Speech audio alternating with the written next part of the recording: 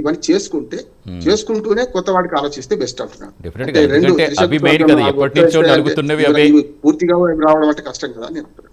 Yes, డెఫినెట్గా ఒక జీవనాడి లాంటి పోలవరం కావచ్చు, గుండెకాయ లాంటి రాజధాని కావచ్చు, రెండు కూడా ఇంపార్టెంట్ కాబట్టి ఖచ్చితంగా అవి ఈ టైంలోనే తీరుతాయని అందరూ కూడా ఎక్స్పెక్ట్ చేస్తారు. డెఫినెట్గా జరగాలని తెలుసుకుంది వస్తారు. మళ్ళీ కంటిన్యూ చేద్దాం మీతో. ఎస్ విల్సన్ గారు నమస్తే అండి, వెల్కమ్ టు ది డిబేట్. వస్తాను రామారావు గారు మీ దగ్గర విల్సన్ గారు వాయిస్ కూడా తీసుకుని వస్తాను. విల్సన్ గారు, సో ఏమనిపిస్తుంది అక్కడ మోదీ గారు ఏమో ఈజ్ ఆఫ్ డూయింగ్ బిజినెస్ అంటున్నారు, ఇక్కడ లోకేష్ గారు స్పీడ్ ఆఫ్ డూయింగ్ బిజినెస్ అంటున్నారు. మోదీ గారు చూపిస్తున్న దూకుడే లోకేష్ గారు క్యారీ చేస్తారనుకోవచ్చా? చాలా స్పష్టంగా నరేంద్ర మోడీ గారి స్పీడ్ ని అందుకోవడం సహజంగా కష్టం. ఎందుకంటే చాలా మంది తెలియని విషయం ఏంటంటే నరేంద్ర మోడీ గారు ముందుగా సారి క్షమించండి, ముందు ప్యానల్లో ఉన్న మిత్రులందరూ పెద్దలందరూ కూడా నమస్కారం. నరేంద్ర మోడీ గారి స్పీడ్ ఎలా ఉంటదంటే దేశాన్ని స్వావలంబన దిశగా తీసుకెళ్ళడానికి కోసం ఆయన ఇటు శాస్త్ర సాంకేతిక పరిజ్ఞానాన్ని కూడా చాలా విజయవంతంగా ఉపయోగిస్తుంటారు. దాని నిదర్శనం 100 అంతరిక్ష నౌకల్ని ఒకేసారి ఆయన ఎవరికి చడి చప్పుడు లేకుండా విడుదల చేయడాన్ని బట్టి ఆయనకు ఒక వ్యూహం ఉంటుంది. అంటే భారతదేశాన్ని ఇండిపెండెంట్ గా నడపాలనేది ఆయన ఉద్దేశం, ఎవరి మీద కూడా ఆధారపడకుండా. అదేవిధంగా బ్రహ్మోస్ పాకిస్తాన్ తో మనకి వచ్చిన ఆ రిఫ్ట్ తర్వాత మన బ్రహ్మోస్ స్వదేశ పరిజ్ఞానంతో తయారైంది. మన యుద్ధం అనేది మనం చేసాము 24 నిమిషాల్లో మొత్తం 9, 10, 11 స్థావరాల మీద మనం దాడి చేసి వచ్చిన తర్వాత ప్రపంచం ఒక్కసారిగా నివరిపోయింది. ఇంత తక్కువ పీరియడ్ లో వాళ్ళ మట్టి కనిపించాము, వాళ్ళెట్ట మరి వాళ్ళెట్ట మనం టార్గెట్ చేయగలిగామనే దగ్గర అనేక చర్చలు నడిచిన నేపథ్యంలో మొత్తం మళ్ళీ 30,000 కోట్లు కూడా మనకి దానికి సంబంధించిన బ్రహ్మోస్ సంబంధించిన కొనుగోలుకి ఆఫర్స్ వచ్చాయి. అంటే అననుకూల పరిస్థితులు మార్చుకున్నాం. అయితే నేనేమంటానంటే అది నరేంద్ర మోడీ గారి మార్కు దూకుడు. అదే విధంగా ఆంధ్రప్రదేశ్ విడిపోయిన తర్వాత 5 ఏళ్ల పాటు జగన్మోహన్ రెడ్డి గారి పీరియడ్ లో పడకేసింది. ముఖ్యంగా పోలవరం పడకే ఇచ్చారు, అమరావతిని పడకే ఇచ్చారు, విశాఖ స్టీల్ ప్లాంట్ పడకే ఇచ్చారు, తర్వాత రైల్వే జోను. ఈ విధంగా చూసుకుంటే అనేక అభివృద్ధి కార్యక్రమాలు పుట్టుబడి కేవలం కొన్ని వెల్ఫేర్ కార్యక్రమాల మీద మాత్రమే గత ప్రభుత్వం దృష్టి పెట్టి ఇప్పుడు లోకేష్ గారు కానీ చంద్రబాబు నాయుడు గారు కానీ కూటమి ప్రభుత్వం కానీ ఉమ్మడిగా ఆంధ్రప్రదేశ్ కి ఏం చేస్తే ఆంధ్రప్రదేశ్ బాగుపడుతున్న దగ్గర ఒక స్పష్టమైన అవగాహనతో ముందుకెళ్తాం.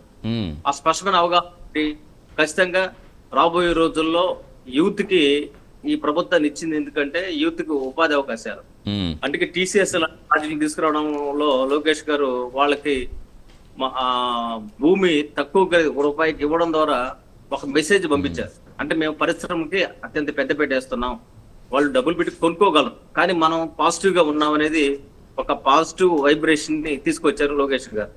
అదే సమయంలో విద్యారంగంలో కూడా చూడండి, ఈ ఏడాదిన్నరలో కూడా ఎక్కడ కూడా ఒక సింగిల్ డిస్టర్బెన్స్ లేదు. ఒక టీచర్ రోడ్డు మీదకి వచ్చి ఆందోళన పడుతున్న పరిస్థితి లేదు. గతంలో మా చేత మరుగుదొడ్లు గడిగిస్తున్నారు, మా చేత మాకు పాఠ్య సమస్య సమయంలో పాఠశాల బోధనా సమయంలో వేరే పనులు కేటాయిస్తున్నారు, ఆందోళన పడ్డారు. అలాంటి వాతావరణంలో కూడా ఈరోజు ఏదైతే ఉపాధ్యాయ రంగం ఉందో దాన్ని విజయవంతంగా నడపడంలో లోకేష్ గారు తనదైన బాణీలో ముందుకెళ్తా ఉన్నారు. ఒకవైపు డెవలప్మెంట్ అనేది ఎందుకు అవసరం అంటే ఖచ్చితంగా విడిపోయిన రాష్ట్రం మనకి ఇచ్చిన టాస్క్ 5 ఏళ్ళు. ఈ 5 ఏళ్లలో దరిదాపు పీరు కంప్లీట్ అయిపోయింది. కాబట్టి ఈ 5 ఏళ్లలో మనం ఏం చేయాలా రాష్ట్ర ప్రజలకి అనే, అంటే గతంలో ఏదైతే మరి కొంత డ్రాగన్ అయింది గత చంద్రబాబు నాయుడు గారి పీరియడ్ లో, కొంత మనం సింగపూర్ అని మలేషియా అని ఇట్లా కొంత టైం పట్టింది. కానీ ఇప్పుడు దాని దృష్టిలో పెట్టుకొని ఇప్పుడు నారాయణ గారు, మా జిల్లా మంత్రి నారాయణ గారు కూడా చాలా వేగవంతంగా అమరావతి నిర్మాణాల వైపు పరుగులు తీస్తా ఉన్నారు. అంటే ఏదైనా సరే ఇప్పుడు మనం ఖచ్చితంగా మనం ప్రతి నిమిషం వాల్యుబుల్.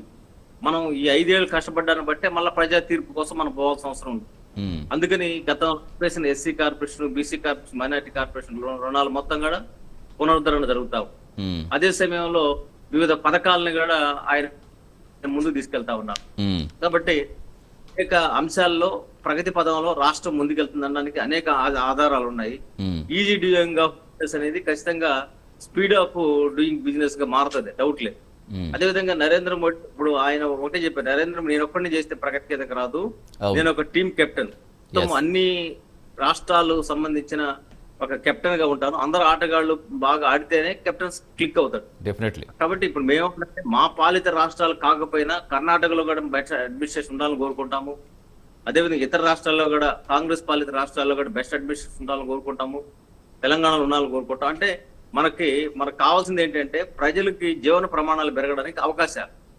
అందులో భాగంగా ఇప్పుడు చూస్తే ఆర్టీసీలో కూడా పోస్టులు భర్తీ చేస్తున్నట్టు కూడా ఒక ప్రకటన వస్తుంది. రేపు తెలుగు అకాడమీలో కూడా కొన్ని పోస్టులు మేము భర్తీ చేయబోతున్నాం. అంటే ప్రతి దగ్గర ఏంటంటే ఒక సిగ్నల్ ఇస్తున్నాం.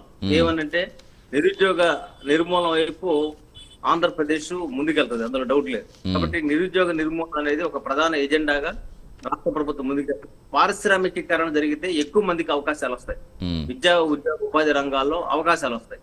అదేవిధంగా ఎడ్యుకేషన్ ఇన్స్టిట్యూషన్స్ కూడా ఈ రోజు చూడండి, ఏదైతే మనకి మన అమరావతి ప్రాంతంలో ఉందో ఆ సంస్థలు అవన్నీ కూడా ఆ సంస్థలు కూడా ప్రగతి పద్ధతిలో ముందుకెళ్తా ఉన్నాయి. అదే విధంగా మనం ఏం చేస్తున్నామంటే ఇంకా కొన్ని విద్యా సంస్థలు కూడా స్థలాలు ఇచ్చి ఇక్కడ ఏదైతే ఇక్కడ ఎస్ఆర్ అనే విద్యా సంస్థ ఏ విధంగా ముందుకెళ్ళిందో అదే విధంగా రాబోయే రోజుల్లో ఇంకొన్ని సంస్థలు చూడండి, మనకు అక్కడి నుంచి రాజస్థాన్ ఢిల్లీలో ఉండే అమిటీ యూనివర్సిటీ కూడా ఇక్కడ శాఖలు పెట్టడానికి కోసం కూడా వాళ్ళు ఉత్సాహం చూపిస్తున్నారు. మనం కూడా ఎంకరేజ్ చేస్తున్నాం.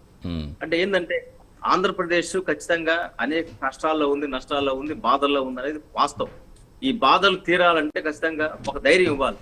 అదే విధంగా రాష్ట్ర ప్రభుత్వం దగ్గర డబ్బులు లేకపోయినప్పటికీ, అనేక సంక్షోభాలు ఉన్నప్పటికీ సూపర్ 6 చూడండి 4,000 రూపాయలని పింఛన్గా కంటిన్యూ చేద్దాం. ఒకసారి వీళ్ళ వాయిస్ కూడా తీసుకుని విల్సన్ గారు మళ్ళీ వస్తాను, కంటిన్యూ చేద్దాం. విజయ్ కిరణ్ గారు కూడా జాయిన్, టీడీపీ అధికార ప్రతినిధి జాయిన్. నమస్తే విజయ్ కిరణ్ గారు. వస్తారు విల్సన్ గారు, మళ్ళీ ఒక నిమిషం మళ్ళీ వస్తుంది. ఖచ్చితంగా రాష్ట్ర ప్రభుత్వం పరుగు తీస్తుందనడానికి నిదర్శనాలుగా చెప్పాలి. రైట్. ఎస్ రామారావు గారు వాయిస్ తీసుకున్న కిరణ్ గారు మీ దగ్గర తీసుకుంటాను. ఎస్ రామారావు గారు, ఏంటి మీకు ఏమనిపిస్తుంది? 15 నెలల్లో 10 లక్షల కోట్ల పెట్టుబడులు ఆకర్షించాం, రాబోయే రోజుల్లో మరిన్ని పెట్టుబడులు వస్తాయి. రేపు నవంబర్ 14-15 జరిగే విశాఖ సమ్మిట్లో కూడా మరిన్ని ప్రోత్సాహకాలు అందించే విధంగా, పెట్టుబడులు ఆకర్షించే విధంగా మా పాలన ఉంటుందని చెప్తున్నారు. మీకు ఏమనిపిస్తుంది? లోకేష్ గారు ఏపీ సర్కార్